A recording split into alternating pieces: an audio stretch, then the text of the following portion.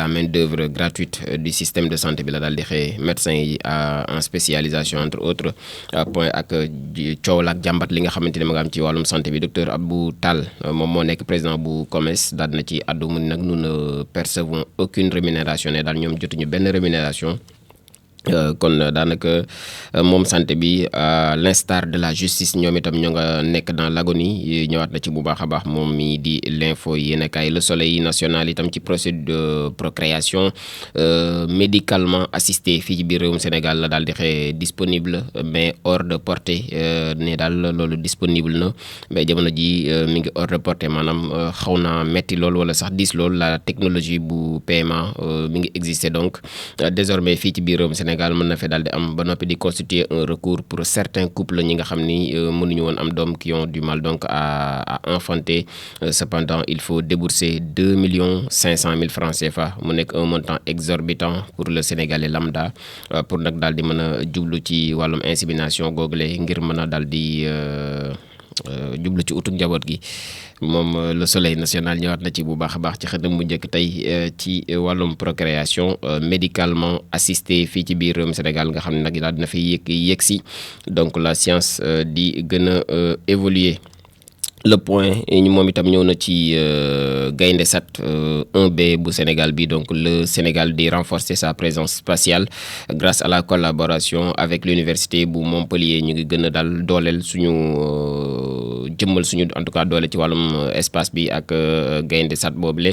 ak nag collaboration bi nga xam ne am nañ ko ak université bu Montpellier ñoom gouvernement bu Sénégal bi Abdou Mbow ñëwaat na ci biir journal l'État est une continuité respectons les réalisations passées daal nguur continuité la nañu respecté réalisation yi nga xam ne moom nañ fi daal di fekk Afrique de l'Ouest ak Cheikh Tidiane Gadio mi nga xam ne moom it àdduna ci mi ngi woote waat à une réponse continentale face à la menace djihadiste maanaam Afrique yëpp a war a boole ngir jàmmaloog ñi nga xamante ni ñoom ñoo di ay djihadiste moom Cheikh Tidiane Gadio nekkoon fi ministre des affaires étrangères mu ngi ci daal di àddu ci wàllu woowee mi ngi ci biir le point actu moom itam def na point ci justice presse ak institution le pouvoir mais la presse sous pression ne daal pouvoir bi jamono ji ma ngay bund xataal bu baax a baax teg na pression ñi nga xamante ñoom ñoo di presse bi moom Madiambal Diagne convoqué nañ ko par la cyber criminalité donc sans motif boo xam ni communiqué nañ ko dans un contexte de pression croissante CNRA itam di mettre en demeure ñi nga xam ne ñoom ñoo di waa TFM des journalistes ak chroniqueurs yoo xam ne interpellé nañ leen ba noppi daal di wala sax ñu daal leen emprisonné pour leurs propos publics ou publication Abou Nguer bi nga xamante ni moom itam toujours en détention poursuivi pour des propos tenu à la télévision loolu yëpp mu ñëw ci nag ne lii moo waral nguur gi di teg pression ñi nga xam ne ñoom ñoo di waa presse boom point actu ñëwaat na ci bu baax a baax groupe takku wàllu ñëwaat na ci moom ci xëtam mu njëkk ak actualité politique bu assemblée nationale ñoom takku wàllu ñu ngi attaqué le régime bu Pastef Aïssata Tall Sall riposté ci kàddu yi Ousmane Sonko s'il cherche une opposition la voilà moom Aïssata Tall Sall ne daal bu fekkee opposition lay wër benn ngi nii si pour lui s'opposer c'est brûler insulter et détruire alors qu'il sache que ce n'est pas notre école ne daal bu jàppee ni moom Ousmane Sonko opposé moom mooy saaga yàq wala taal na jàpp ni loolee du suñu école Jimo Soirée itam di ci àddu mu ni nag le groupe fait part de sa vive préoccupation face aux violations graves et répétées donc du règlement intérieur par son président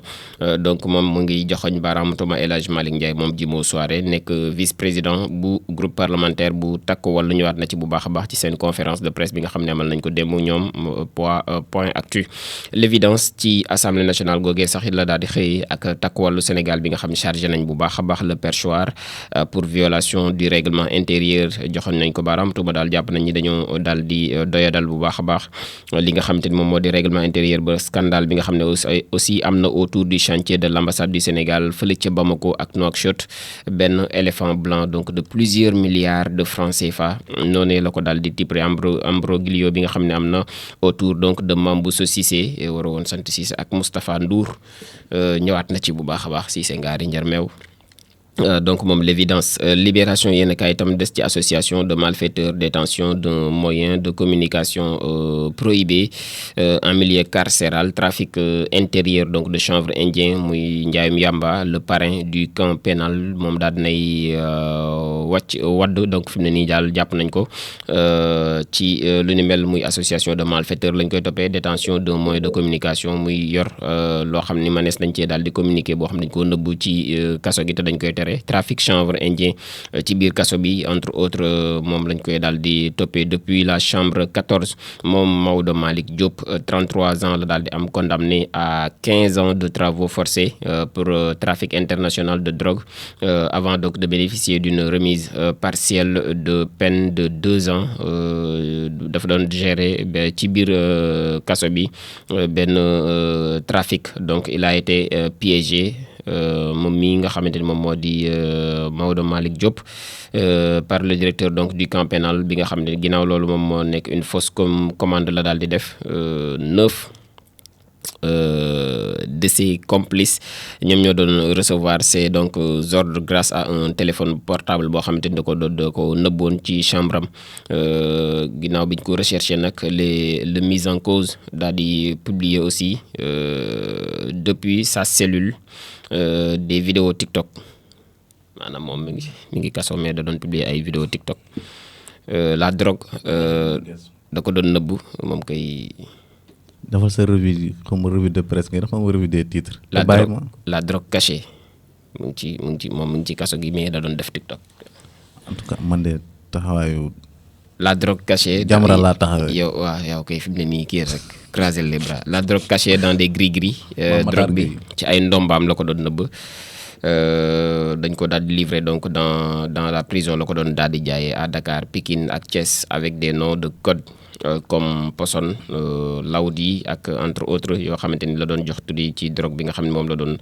jaayee foofu ca Nungu Siin moom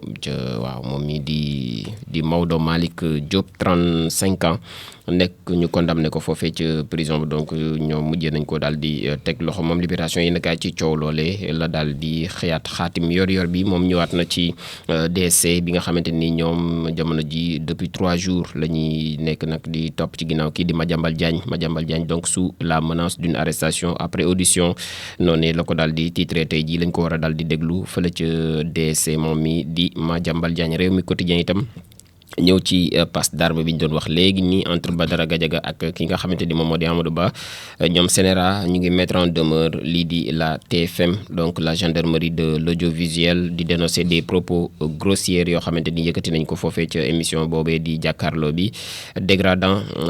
waaye itam dévalorisant et injurieux envers le député di Amadou Ba ñëwaat na ci bu baax a baax moom mi di réew mi quotidien haute cour de justice ak Sophie Gladima moom it placé nañ ko sous bracelet électronique moom madame Sophie Gladima nekkoon fi ministre ca jamono yi Macky Sall ci la daal di xëyaat moom mi donc di Source A après 2 mois passés en prison l'ancienne ministre des mines moom libéré nañ ko waaye nag dañ ko placé sous bracelet électronique avec des restrictions à gogo moom Sophie Gladima ñëwaat na ci bu baax a baax moom mi di Source A waaye ci xëtam mu njëkk ba des nañ caa jàngee El Hadj Malick Ndiaye mi nga xam ni dépêché donc par le président Diomaye Faye à la célébration du 50e donc de l'indépendance de l'Union des Comores moom lañ fa daal di yebal moom mi di El Hadj Malick Ndiaye dessous donc d'un déplacement ñëwaat na ci bu baax a baax moom mi di Source A des na ci takku wàllu Sénégal bi nga xam ne def nañ le procès donc de la session ordinaire unique bu 2024-2025 ba Assemblée nationale un réquisitoire de feu noonu la ko titré moom Source A direct news ci possible départ de l'ambassadrice de France fii ci biir réewum Sénégal la xëyee la chancellerie ñoom démentir nañ lu ni mel ndax dañ doon rumandaatam déet moom mii di ambassadrice bu France fii ci réewum Sénégal dañ koy daal di toxal mais ñoom nag weddi nañ ba tëdd ci suuf la nga xamante ni moom moo di information boobu la avec EJOTI aussi Teranga au pays des 1000 collines Papa Alioune Dieng mu ngi restituer aussi les 2 faces du Rwanda contemporain donc ñëwaat na ci bu baax a baax di ko ko naaree moom mi ci xët bu njëkk bu direct news bu tey bi l'observateur yi ci mbirum Sophie Gladima la xëyee ak les dessous d'un revirement inattendu. am na daal ab revirement ba nga xamante ni xaarañu ko ca woon moom mooy libération bi nga xamante ni def nañ ko ca ba noppi placé ko sous bracelet électronique moom mi di madame Sophie Gladima. contentieux bi nga xam ne am na avec les douanes aussi Khadim Ba moom noppi na ngir daal di transiger moom mi di Khadim Ba ak surtout nag les révélations de son avocat bi nga xam ne am na di maître Djibi Diallo sur une procédure en attente de l'aval donc des autorités. moom l'observateur ba léegi ci acte contre nature la daal di xëyee ak les récits glaçants des victimes du marabout activement recherchées 4 confessions déchirantes yi nga xam ni ay talibé yu ñu abusé la daal di fësal tey ji xëtam mu njëkk mu ngi ci page 9 bu journal bi di l'observateur à contre-courant aussi du temps. l'incroyable parcours de Mané Faye bachelière la à 49 ans moom ak doomam ñoo amandoo bac. donc ses confidences sur ses combats de mère pour briser les chaînes de l'abandon scolaire ak l'histoire derrière la photo en compagnie de sa fille avec qui elle a décroché donc le bac. ñëwaat na ci bu baax a baax moom mi di Mané Faye di histoire bi nga xamante ni moom it lëmbe na réseaux sociaux yi ci semaine bi nga xamante ni moom moo di semaine bac bi. moom l'observateur jàll ci enquête quotidien. enquête moom itam ci Sonko ak Union des magistrats du Sénégal la daal di xëy ak le malaise bi nga xam ni jamono ji ça devient de plus en plus profond. le malaise est profond. titre enquête quotidien. le premier ministre fait face donc à un vent de révolte boo xam mi ngi souffler de plus en plus au sein donc de la magistrature justice et exécutif. jamono ji nag nekk na un ménage pas toujours heureux. nekkul loo xamante daal bés bu nekk rek dafay daal di kontaan. le débat donc de l'indépendance de la justice Remi Sindaay donc ñëwaat na ci bu baax a baax moom mi di enquête quotidien. les échos yéenekaay ci audience bi nga xam ni demain entre le premier ministre ak l'institution judiciaire la daal di war a daal di am. les magistrats campent sur leur position. ñoom magistrats yi ba léegi fañ newoon juguñu fa. ils restent à l'écoute de la hiérarchie qui devait donc se réunir hier. ñoom primature aussi di essayer de sauver la face et donc en se focalisant sur la forme maanaam ci forme waxtaan googee la ñu bëgg a da ñoom waa primature nga xamante ni premier ministre moo ko daal di jiite ci forme waxtaan googee la ñu bëgg a dem. waaye nag waa magistrature bi ñu nekk ca ñoom magistrat yi ba léegi daal fañ toogoon juguñu fa mooy bëgguñu daje moomee. bilan de l'an 1 de la 15e législature. takku wàllu tire donc à boulet rouge sur El Malick Ndiaye. ñoom it ñëwaat nañ ŋàññi nañ bu baax a baax président su El Malick Ndiaye ñoom waa takku wàllu ci 15e législature bi. donc def nañ seen bilan bu njëkk. ñoom groupe parlementaire bi nga xam ne Aïssata Tall Sall moom moo ko daal di jiite ñëwaat na ci bu baax a baax moom mi di les Échos Sud Quotidien itam ci bilan de la session ordinaire 2024-2025 ba Assemblée nationale bi la xëy émission donc de l'exécutif. takku wàllu vent debout la ñu daal di def jamono ji ñoom itam. titre Sud Quotidien. le quotidien itam des ci sortie Sonko contre la justice la défense magistrale de Aïssata Tall Sall ñëwaat na ci bu baax a baax ci xalaatam moom mu nag de mémoire d'avocat. je n'ai jamais vu un gouvernant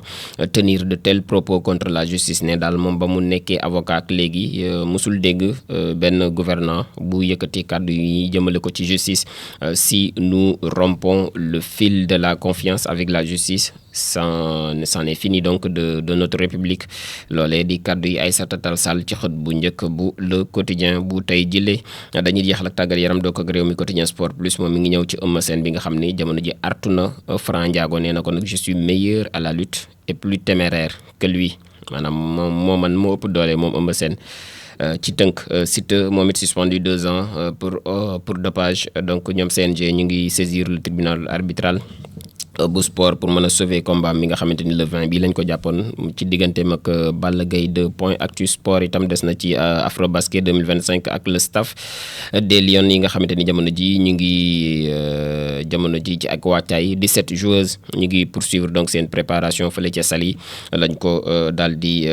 defee. waaye des na ci préparation CHAN 2025 face à une Guinée solide. ñoom les Lions locaux ñu ngi signé donc un succès encourageant. 1-0 la ñu gagné équipe bu Guinée boobule ñoom ngir wàccal CHAN bi bu atum 2025 bi les record itam des na ci Nicolas Jackson mondial des clubs Fluminense Chelsea tey bu 19h jotee lay daal di doon. Jackson pour un retour gagnant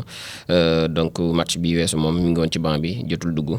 waaye ak pléthore joueur Chelsea dina doy waar record donc ci la daal di xeyaat xaatim ci xëtam bu njëkk tey Tribune Sport itam des na ci mondial des clubs boobee Thiago Silva Chelsea et Mbappé PSG donc mu nekk ay retrouvailles yoo xamante ni daña am ci demi-finale des demi-finales donc aux allures de retrouvailles noonu sax la ko daal di titré moom Tribune Thiago Silva ak Chelsea fa la ne woon waaye Mbappé ak ancien club am boobee di Paris Saint-Germain ëllëg lay daal di doon mu nekk ñaari match yoo xamante ni yu neex a neex lay daal di doon entre Fluminense Chelsea et Paris Saint-Germain Real de Madrid foofee daal la ñuy doxee daal di ndar képp li nekkoon ci yéen kaay tey jaajëfalaat bu baax a baax ñëpp ñi nga xamante ni